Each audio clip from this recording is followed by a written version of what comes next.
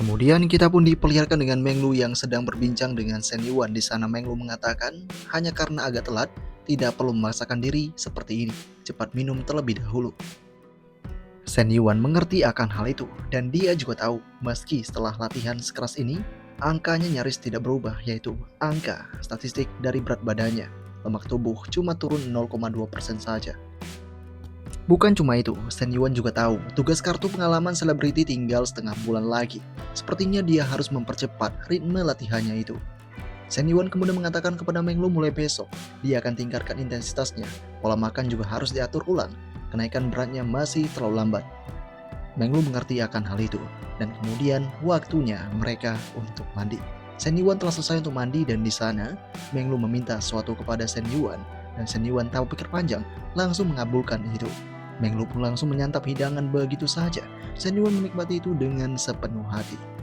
Di keesokan harinya di acara penandatanganan proyek kewirausahaan di aula kecil, Shen Yuan benar-benar tampil berbeda.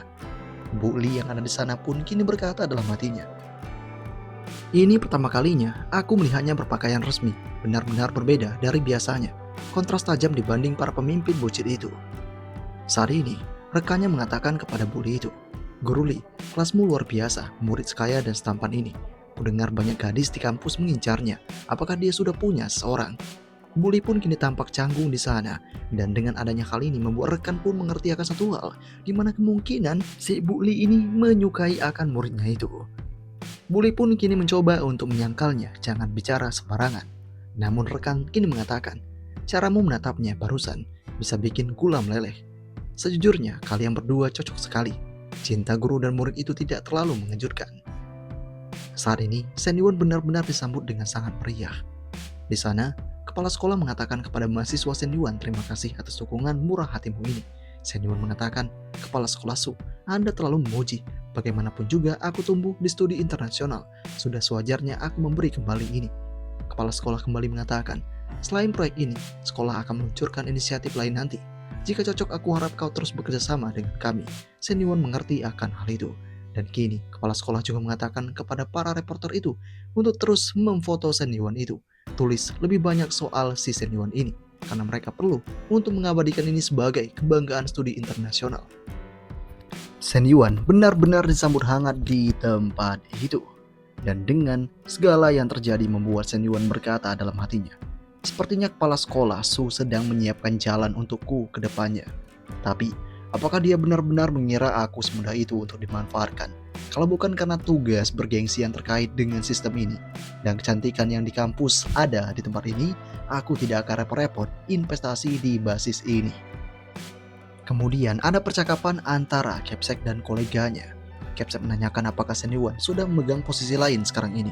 Temannya mengatakan tidak, dia hanya menangani basis kewirausahaan saja. Kepsek kemudian mengatakan, baiklah, jadikan dia patokan, anugerahi dia gelar mahasiswa teladan tahun ini, dan juga calonkan untuk 10 mahasiswa terbaik. Meskipun nilainya buruk semester ini, dan pasti gagal kelasnya, itu tetap tidak masalah. Penghargaan ini tidak hanya soal nilai, kemampuan juga penting. Mahasiswa seperti dia bisa memberikan pengaruh baik di dalam kampus maupun di kompetisi antar kampus nanti. Koleganya pun mengerti akan hal itu dan akan menjalankan itu sebaik mungkin. Sementara itu, beberapa saat kemudian ketika Shen Yuan melangkah, tiba-tiba dia dihampiri dengan seorang gadis yang bernama Zhan Yani. Yani mengatakan kepada Shen Yuan itu, saya seorang reporter magang dari Xinjiang TV. Akhir bulan ini, kita menayangkan liputan khusus tentang mahasiswa berprestasi di Xinjiang.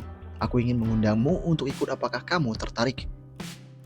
Shen Yuan yang mendengar itu langsung mengatakan, tinggalkan aku kontakmu dulu, nanti aku akan lihat. Shen Yuan juga berkata saat ini dalam hatinya, Guru Li sudah ada di sini. Kalau dia salah paham dengan reporter ini, bisa jadi masalah. Aku harus menghindari ini. Shen Yuan kemudian langsung pergi sambil mengatakan, kita lanjutkan detailnya lewat WeChat. Aku harus pergi sekarang juga. Gadis itu mengajak Shen Yuan untuk makan malam, namun Shen Yuan menolak itu mentah-mentah. Karena dia ada urusan malam ini. Dengan kondisi yang ada ini membuat Bu Guru Li tampak puas dan rekannya mengatakan kepada Bu Li, muridmu itu sepertinya bukan tipe yang suka main-main. Reporter cantik saja yang mengajaknya makan malam malah ditolak. Beberapa saat kemudian, kita pun diperlihatkan dengan sekretaris yang mengatakan kepada si Shen Yuan itu, Bos, Setelah ujian tahap 2 kemarin, ini daftar yang lolos masuk basis kewirausahaan. 2 mahasiswa laki-laki, Yan Song dan Mo Zhanwang. 5 mahasiswa perempuan, mahasiswa tingkat akhir jurusan Jepang, Lu Xinyu, penari etnis, Si Zizuan, kelas pramugari, Peng Yayun, mahasiswi baru dari Xinjiang, Aisyah, dan cosplayer, Xiaolei. Aku sudah diskusikan ini dengan junior Jinghan ini. Distribusi sahamnya mengikuti 3 tahap. Dan saat ini, Shen Yuan sebagai investor memegang 70%, mahasiswa kewirausahaan memegang 30%. Setelah modal terbayar, 20% saham akan dialihkan ke mahasiswa sesuai valuasi proyek itu. Setelah keuntungan mencapai 5 kali investasi, 20% lainnya akan dialihkan lagi sesuai valuasi proyek. Rasio akhir mahasiswa 70%, investor 30%. Saat ini, Shen Yuan pun berkata dalam hatinya, "Aku berinvestasi di basis ini terutama untuk memperluas reputasi sekolah. Aku memang tidak berharap banyak untung dari proyek ini. Distribusi saham seperti ini bisa memotivasi mahasiswa bekerja keras.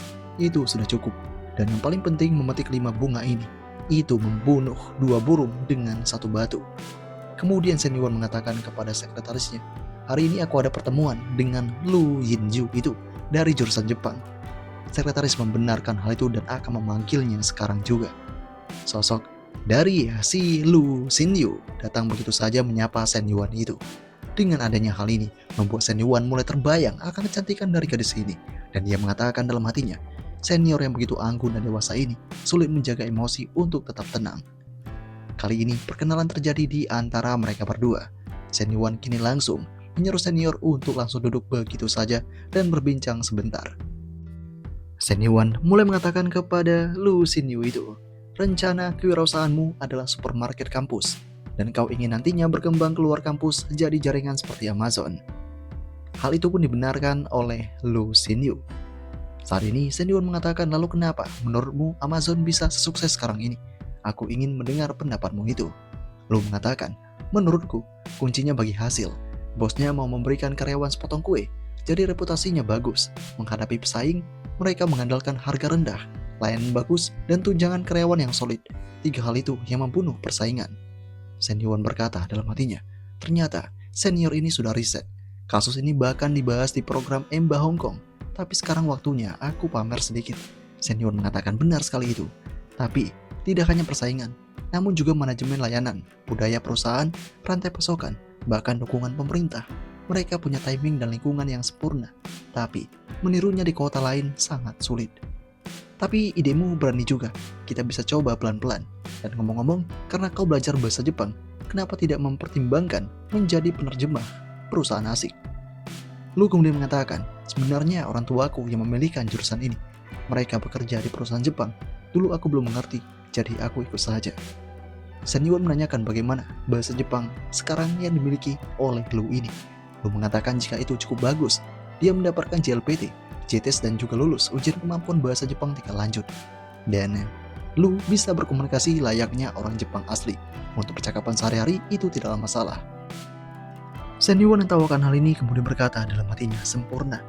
Pertama, kualitas pribadi senior itu kuat. Kedua, kalau hubungan kami makin dekat, dia bisa jadi jembatan untuk ekspansi ke Jepang." Saat itu terjadi, berjalan di dunia penuh gadis bunga sakura, kebahagiaannya tidak terbayangkan.